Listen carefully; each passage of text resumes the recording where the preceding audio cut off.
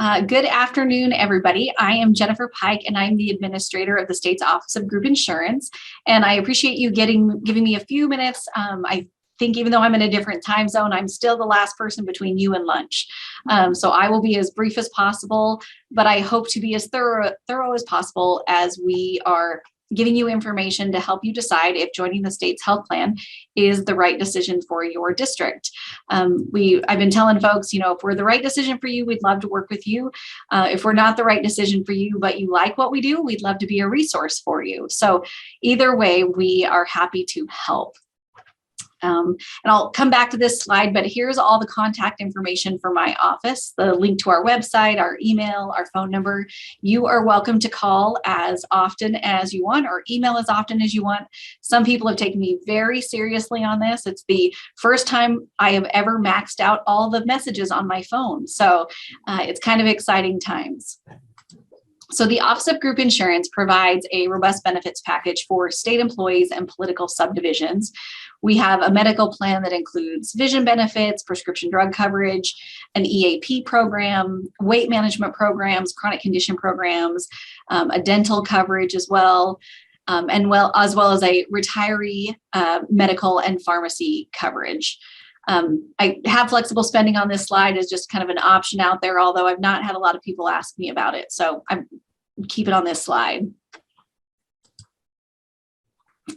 A lot of the questions that we've been getting regarding school inclusion into the state's health plan have been around this concept of the buy-in and why is there funds being made available at the Department of Education for you to buy into our program.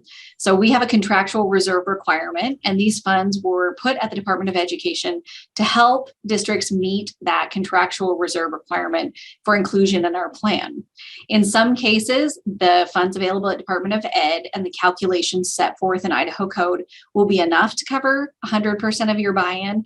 And for other districts, there may be a shortfall that then we would work with the district to collect those funds either at the time of entrance or over the course of that first year. We really can work with you if you're in that position and don't have the cash right now, but you really do want to participate.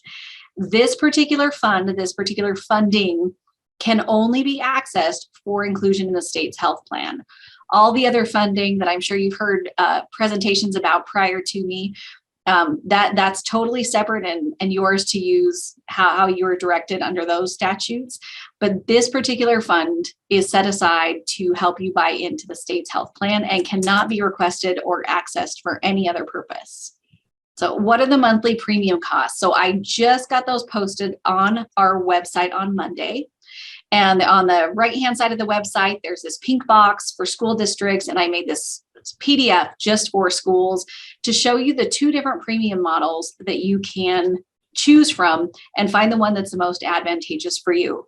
These are the two premium models we use for every agency and every political subdivision that participates in our plan. So the first premium model is where you pay for all benefit eligible employees, whether they're enrolled or not. You pay the employer's share of their premiums. The second benefit model or premium model is for the paying just for those that are enrolled. And for districts that have higher decline rates than others, one of these models is better than the other. We can evaluate this each year as your enrollment might change, and one premium model might be better for you. We do update these every year, every spring, and we apply them to our June paychecks for July coverage. So essentially, we collect premiums the month in advance of coverage. So if you are a district who pays any other time than the first of the month, please keep in mind that you will likely need to collect these premiums, say on the 25th. If you pay on the 25th, you will need to collect these premiums on the 25th of the month, and then you would send them to our office afterwards. So one thing that's come up with a lot of districts is this likely will mean for a transitioning district, you will be paying a month of your old plan premiums and 1 month of your new plan premiums in that same month. So if you're a September 1 renewal, that month of August, you may still be paying those. So I put that out there to districts when you really are weighing the financials of this decision to keep that in mind as well. And again, those are posted on our website, and you are welcome to look at all of those numbers. Oh, and don't want to forget, so the employer share of the premiums also includes the fees for my office. So we're never going to send you another bill for any administrative expenses. We've built that all into the employer share of the premium. And so what about eligibility for benefits? We are not mandating that you make everybody that walks in the door benefit eligible. What we are putting onto the districts is saying, you determine who is benefit eligible and who is not. And if they are benefit eligible, then we ask that you follow our eligibility rules for part-time and full-time tiers. So we'll call that part-time, we'll typically call tier 2. Full-time, we typically refer to as tier 1, and the premiums are assigned based on those 2 tiers. If you look at that premium schedule out on the website, there's a whole graph for full-time and there's a whole graph for part-time. You'll see that the difference is in the employer cost and the employee cost for both of those groups. What about our retirees? I know a lot of districts have reached out about this and really have a lot of concern for their retirees.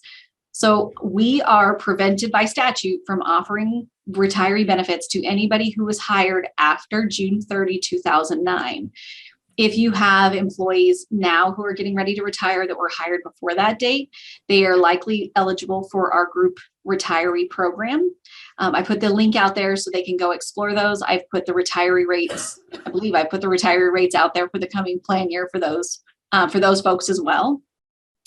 If they were hired after June 30, 2009, we do not have a group retiree program for them. However, we do have a very robust sick leave program that any of your retirees can access, regardless of when they were hired.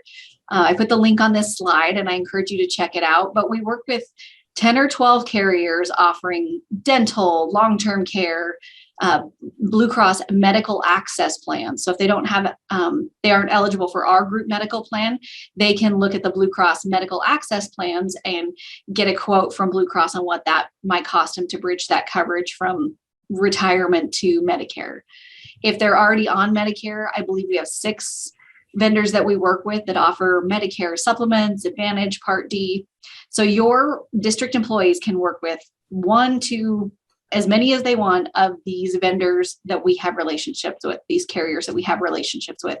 And I will continue to do my best to add more carriers to that offering so that your teachers have, or your employees have options. One thing that I get a lot of questions about was, are you going to cap our sick leave? So state employees do have a cap on our sick leave, and there was some angst about that. So we did meet with Percy. I sat across the table, I looked in their eyes, and they confirmed that they have no intention of going in and changing that statute that would cap the teacher's sick leave. So your employees will be able to take those benefits, those dollars into retirement and use them to pay for these coverages. So if we join, are we locked in? Yes, you get to hang out with us for 5 years if you join.